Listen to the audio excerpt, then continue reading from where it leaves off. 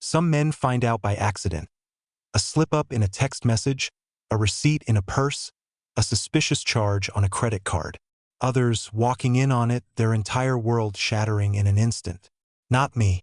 I knew before I saw anything, before there was proof, before I had the undeniable confirmation. It wasn't a single moment but a collection of them. Tiny fractures in the foundation of what I thought was a solid marriage. Her laugh wasn't the same. It was lighter when she texted late at night, heavier when I walked into the room. She smelled different, not like perfume, but like places I'd never been. The way she looked at me changed, too. At first, I thought I was imagining it, that I was being paranoid, but deep down, a man knows when his woman has started pulling away. I watched the distance between us grow day by day. She became meticulous about her phone, taking it everywhere, even to the bathroom. I tested her in little ways, asked her to go on spontaneous dates. She always had an excuse: work, exhaustion, headaches. So I did what any man with self-respect would do. I stopped asking. And yet, I couldn't bring myself to confront her outright. Not yet. I needed to see it for myself, needed to confirm what my gut had been screaming at me. One night, I told her I had a late meeting, that I'd be home around midnight. She barely looked up from her phone, just muttered an, "Okay, be safe," and went back to texting. She didn't ask what time, didn't ask what the meeting was about. She didn't care. That was my answer. I left, but I didn't go far. I parked a few blocks away and waited. 37 minutes. That's how long it took. I watched her leave the house, dressed differently than she had been earlier. She got into her car, driving away in the opposite direction of anywhere she needed to be. And still, I didn't follow. I didn't need to. I knew. Some men would have stormed after her, caught her in the act, demanded answers. But I had nothing left to ask. I just sat there, gripping the steering wheel, feeling something inside me shift. I wasn't going to yell. I wasn't going to cry. I was going to leave. But not before making sure she felt every second of what was coming next. I didn't go home that night. Couldn't. Sitting in my car, watching the taillights of her car disappear into the night, I felt something cold settle inside me. Not anger, not grief, just clarity. A man always hopes right up until the moment he doesn't. And I was done hoping. Instead of driving back, I booked a room at a small, nondescript hotel on the outskirts of town. Not because I had nowhere else to go, but because I wanted a place to think, to sit in silence and let reality sink in without the walls of my own home suffocating me. I needed to be somewhere that wasn't tainted by her lies. I lay on the stiff mattress, staring at the ceiling, replaying everything. The late nights, the distant glances, the way she stopped saying, "I love you" first. It had been slipping away for months, maybe years, and I'd been too blind or maybe too trusting to see it for what it was. I let her weave the illusion that everything was fine because it was easier than admitting the truth. That illusion shattered the second she walked out that door. In the dim glow of the hotel lamp, I unlocked my phone and scrolled through our messages. They were short, surface level. "Pick up some milk. I'll be home late. Did you take the dog out?" No heart emojis, no playful banter. Just the kind of communication two people have when they're coexisting, not loving. I clicked on her contact and hovered my thumb over the call button. I could call her, ask her where she was, pretend to be clueless, make her lie to me outright. But why? She had already chosen her side. The only thing left was for me to choose mine. Instead, I opened my email and started making arrangements. A lawyer, a realtor, a storage unit. If she wanted a new life, I'd give her one, just not the way she expected. Morning came, and with it, the dull ache of knowing that the woman I had built a life with was somewhere else, doing God knows what with God knows who. But here's the thing. Pain loses its sting when you stop letting it control you. I got in my car, drove back to the house, and walked inside as if everything were normal. Her scent still lingered in the air, mixed with the faint trace of that unfamiliar cologne. Her keys were on the counter, her shoes neatly by the door, as if she'd never left. She was in the shower when I stepped into the bedroom. Her phone, normally glued to her side, was lying face down on the nightstand, unlocked. A gift. I didn't hesitate. I picked it up, thumbed through her messages, and found exactly what I knew I would. Confirmation. The last illusion was gone. I stood there, gripping her phone, staring at the proof I had been waiting for. The messages weren't even well hidden. No fake names, no innocent cover stories. Just raw, unfiltered betrayal. Last night was amazing. I can't wait to see you again. He doesn't suspect a thing. That last one stung more than anything else. The sheer confidence in it, the certainty that I was too blind, too naive to realize what was happening right in front of me. She thought I was a fool. That alone was enough to make my blood run cold. I heard the shower water shut off. A few seconds later, the bathroom door creaked open, and there she was, wrapped in a towel, steam curling around her like she was stepping out of some dream. But to me, she looked like a stranger. "Hey," she said casually, running a hand through her damp hair. "You're home early." She didn't even flinch, didn't hesitate. Her voice was light, smooth. If I hadn't just read her messages, I might have believed she was happy to see me. I didn't respond right away. I just set her phone down on the nightstand, right where I found it. She watched me, waiting, maybe sensing that something was off but not enough to panic. "Not yet. I had an early meeting," I finally said. A lie. But then again, she'd been lying to me for God knows how long. She smiled. "I was thinking we could go out for dinner tonight. We haven't had a real date night in a while." A real date night. Unbelievable. I almost laughed, but instead I nodded. "Yeah, sounds good." She beamed, completely unaware that I knew, that I had seen everything. And that's when I knew what I had to do. I wasn't going to fight. I wasn't going to yell. I was going to let her think she had one. For the next week, I played my role perfectly. I was the devoted husband, the loving partner. I kissed her goodbye in the mornings, sent her texts throughout the day, asked about her work, her friends, her plans. And she ate it up. Whatever guilt she might have had, if she had any at all, was buried beneath the comfort of believing I was still clueless. At night, she'd curl up next to me like nothing was wrong, and I let her because I had a plan. I wasn't just going to leave. I was going to disappear. Everything she thought she knew about me, about us, was about to shatter. I've always believed that real power doesn't come from loud words or angry outbursts. It comes from control, the kind of control that makes people uneasy because they don't see it coming.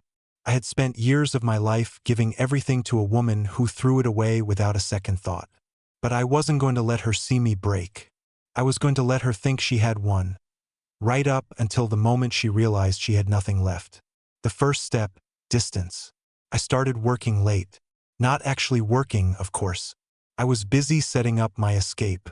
I withdrew cash in small amounts, just enough to avoid suspicion but enough to make a difference when the time came. I slowly started moving important documents out of the house. My birth certificate, my passport, bank statements, anything I might need when I left for good. She noticed, eventually. One night, as she scrolled on her phone in bed, probably texting him, she looked up at me. "You've been staying late a lot. Everything okay at work?" Her voice was light, casual, but I saw it for what it was. She was checking to see if I was starting to suspect anything, if I was asking questions. I just smiled. "Yeah, just busy. You know how it is." And just like that, she went back to her phone. That was the moment I realized something. She didn't love me. Not anymore. Maybe not ever. Because a woman who loves you knows when you're lying. She knows when something is off. She asks questions, digs deeper, pulls you close instead of letting you slip away. But she didn't even hesitate. That night, as she drifted off to sleep beside me, I lay awake, staring at the ceiling. I wasn't going to confront her. I wasn't going to argue. I was going to take everything she thought was hers and walk away without a word. The second step, preparation. I started selling things, little things at first, things she wouldn't notice right away. A watch she bought me but never paid attention to, some expensive tools in the garage, even a few pieces of furniture we never used. The money went into a separate account, one she didn't know about. I also found a new place, a small apartment in another part of town, paid in advance under a name she wouldn't recognize. I kept the key hidden, waiting for the right moment. And then came the final step. The night before I left, I cooked dinner, a real home-cooked meal, just like I used to when things were good between us. She smiled across the table, oblivious, thinking she had me wrapped around her finger. She didn't realize that this was the last night we would ever sit together like this. She went to bed early. I stayed up, watching her sleep for a moment before I turned away. There was no sadness left in me, no grief, no hesitation, just quiet certainty. I packed my bags in silence, took only what I needed, and left my wedding ring on the kitchen counter, right next to her phone. Then, without a single word, I walked out the door. I sat on the edge of my bed in my new apartment, staring at her phone. I shouldn't have opened it, but when your instincts already know the truth, the final proof is just confirmation. The messages weren't hidden. There were no long explanations, no signs of hesitation. They were casual, effortless, almost indifferent. Yesterday was interesting. Glad it all worked out. Hope we can see each other again soon. He doesn't seem to notice anything, so everything's fine for now. Short sentences, simple words. No guilt, no second thoughts. Just the kind of messages you send when you don't think you'll ever get caught. I let out a breath I didn't even realize I was holding. This was it. The final piece of the puzzle, not that I needed one. The moment she walked out that door weeks ago, I had already known. I placed the phone back exactly where I found it, as if nothing had happened. Then I stood up, grabbed my keys, and walked out of that house for the last time. I didn't need to confront her. I didn't need an argument. I just needed to be done. She didn't give up after that first call, not even close. The next morning, I woke up to a string of missed calls and a series of texts, each one shifting in tone as she tried to figure out how to reel me back in. We need to talk. I don't understand what's going on. Are you okay? Then, when I didn't respond, the messages changed. Why are you being like this? At least be mature enough to tell me what's wrong. This is ridiculous. You're acting like a child. There it was, the mask slipping. The moment when she realized I wasn't playing the part she had written for me, and it was starting to make her nervous. But I had no intention of responding. Instead, I went about my new life. My job didn't change, but my routine did. I stopped going to the places we used to go together, took a different route to work. If she was trying to track me down, she wasn't going to find me. I had erased myself from her world, and I could only imagine how much that was driving her insane. Then came the first real surprise.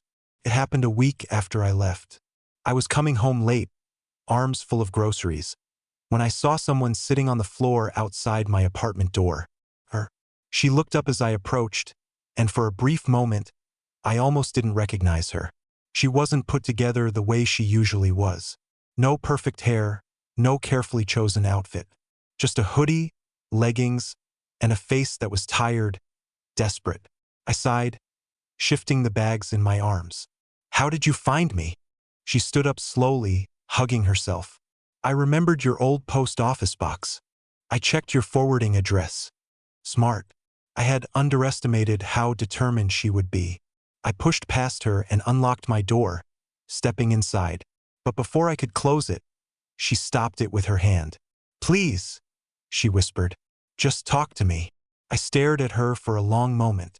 The woman standing in front of me wasn't the same one who had been sending flirty texts to another man a few weeks ago. But I wasn't stupid. I knew why she was really here. She wasn't here because she regretted what she did. She was here because she had lost control and she hated that. I stepped aside, letting her in, not because I wanted to but because I needed to see what her next move would be. Would she admit it? Would she even try? She walked in hesitantly, glancing around like she was stepping into unfamiliar territory. Because in a way, she was. This was my new life, one that she wasn't a part of. I set my groceries on the counter and leaned against it, arms crossed. Say what you need to say. She swallowed hard. I don't know what happened. One day everything was fine, and the next you were gone. I let out a quiet laugh. You really believe that? She blinked. Believe what? That everything was fine. She hesitated, then looked down. I mean, we had problems, but every couple does. I didn't think you'd just leave like that. I studied her carefully, waiting. She was being careful with her words, tiptoeing around the truth. So I gave her one last chance. Is there anything you want to tell me? Her lips parted slightly, her shoulders tensed. For a second, just a second, I thought she might do it, that she might actually admit it. But then she shook her head. I don't know what you mean. And that was all I needed to hear. I pushed away from the counter, walking to the door and opening it wide. Then we have nothing to talk about. She flinched, but she didn't move. That's it? That's all you're going to say? I met her eyes, and for the first time I saw it, real fear. Not fear of losing me, but fear of losing what I had given her, the life, the comfort, the security. She wasn't here to make things right. She was here to see if there was anything left for her to hold on to. Goodbye, I said simply. And this time, I was the one watching her walk away. She didn't come back that night. I half expected her to, maybe even hoped for it. Not because I wanted her back, but because I wanted to see how far she would go. I wanted to watch her scramble, watch her try to rewrite the story in real time. But when morning came and my door remained untouched, I knew she was recalibrating. That's the thing about people like her. They don't give up, they just change tactics. And sure enough, she did. It started with mutual friends, casual messages checking in. I knew they weren't really checking in on me. They were gathering intel. Hey man, just wondering how you've been. Heard you and her are going through something. You okay? She's pretty torn up about all this. Not my business, but maybe you two should talk. She seems really lost without you. I ignored them. Then she escalated. One evening, my phone lit up with a notification. It wasn't a text or a call this time. It was an email, a long, carefully crafted letter. I hesitated before opening it, but in the end, curiosity won. She started with nostalgia. Do you remember our first apartment? The one with the leaky sink and the terrible neighbors? We used to laugh about how we'd never get any sleep there. And now all I want is one more sleepless night with you. I kept reading, already knowing where this was going. I don't know what happened to us. Maybe I got caught up in things that didn't matter. Maybe I forgot to appreciate what I had. But I miss you, and I wish I could take it all back. And then, of course, came the real reason for the message. I know I hurt you, but I never meant to. It was never serious. It didn't mean anything. Please, let's just talk. I set my phone down, exhaling slowly. There it was, the first real admission buried under layers of excuses. It wasn't serious. It didn't mean anything. Funny how she never mentioned that before. She wasn't apologizing for what she did. She was apologizing for the consequences. She had spent so long believing I would never leave that when I finally did. It shook her in a way she wasn't prepared for. I let the email sit, unread. No response, no reaction. And then, just as I expected, she showed up again. This time, she didn't wait outside. She knocked. When I opened the door, she was standing there in the same hoodie from last time. Her hands stuffed into the pockets, her eyes red-rimmed. You didn't answer my email, she said softly. I leaned against the door frame, arms crossed. I read it, she swallowed. And you didn't answer. She shifted her weight, eyes darting past me as if trying to catch a glimpse of my life without her. Then she looked back at me, and I saw something new in her expression. Resentment. That's when I knew she wasn't here to fix things. She was here to see if she still had power over me. She sighed. You're really going to do this, huh? Do what? Throw everything away like it meant nothing. That almost made me laugh. I'm not the one who threw it away, I said. Her jaw clenched. It was a mistake. I tilted my head, studying her. Which part? The lying or the cheating? She flinched. I told you it didn't mean anything. I nodded. And that's exactly why we're done. She stared at me, searching my face for some sign of weakness, some indication that she could still get to me. But there was nothing left for her to find. She exhaled sharply, then turned on her heel, walking away without another word. I watched her go, waiting for some kind of emotion to hit me. Regret, sadness, anger, anything. But all I felt was relief. That night, after she walked away for the last time, I sat alone in my apartment, staring at the ceiling. There was no dramatic ending, no fireworks, no final screaming match where all the ugly truths spilled out. Just silence. And for the first time in a long time, that silence didn't feel empty. Felt peaceful. I didn't check my phone. I didn't wonder if she would come back.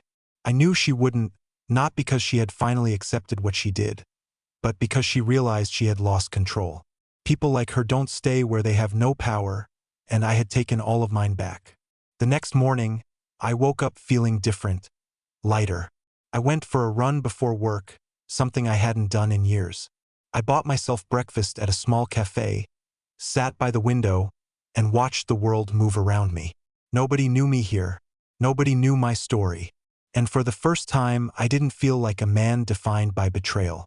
I just felt like a man who had a future ahead of him that didn't include deception, anxiety, or the weight of someone else's selfish choices.